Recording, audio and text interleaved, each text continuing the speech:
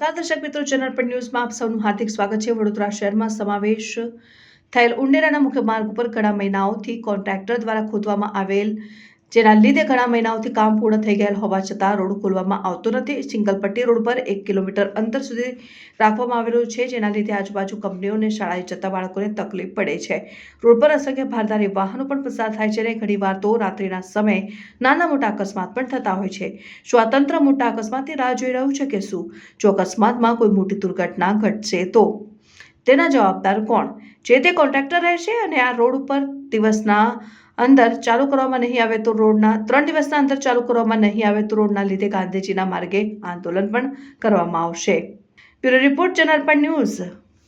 આ વિસ્તાર ઉંડેરા છે, જ્યારે ઉંડેરામાં જે આ મુખ્ય માર્ગ ગણવામાં આવે છે, જ્યારે આ મુખ્ય માર્ગ પર અસંખ્ય વાહનો પસાર થઈ રહ્યા છે। જ્યારે અસંખ્ય વાહનો પસાર થઈ રહ્યા હોય ત્યારે આગળ જઈને જુઓ કે તમે સ્કૂલો આવેલી છે, ત્યારે કંપનીઓ બી આવેલી છે, ત્યારે રાહદારીઓને ઘણી તકલીફ પડે છે। જ્યારે 1 કિલોમીટરનો સિંગલ પટ્ટી રોડ આ કોન્ટ્રાક્ટર દ્વારા ઘણા મહિનાઓથી કરવામાં આવેલો છે, જ્યારે આ રોડ પર કોઈ કામ ચાલુ નથી તો પણ આ રોડ ખોલવામાં નહીં આવ્યો। તેથી જે કરવામાં આવેલું ત્યારે સમારકામ બી પૂર્ણ રોડ પર કરવામાં નહીં આવ્યું, તેના લીધે આ રોડ ખોલવામાં નહીં આવ્યો અને ઘણા દિવસોથી સિંગલ પટ્ટી રોડના લીધે રાત્રે અકસ્માત બી થાય છે, તેમાં નાની મોટી ઈજા પણ થાય છે। જો કોઈ વધારે ઈજાઓ થાય તો શું જવાબદારી આ કોન્ટ્રાક્ટરની રહેશે તે મીડિયાના માધ્યમથી જણાવવા માગું છું કે વહેલી તકે આ રોડ ખોલવામાં આવે। બાકી જો 3 દિવસના અંદર ખોલવામાં નહીં આવે તો અમે આ રોડના લીધે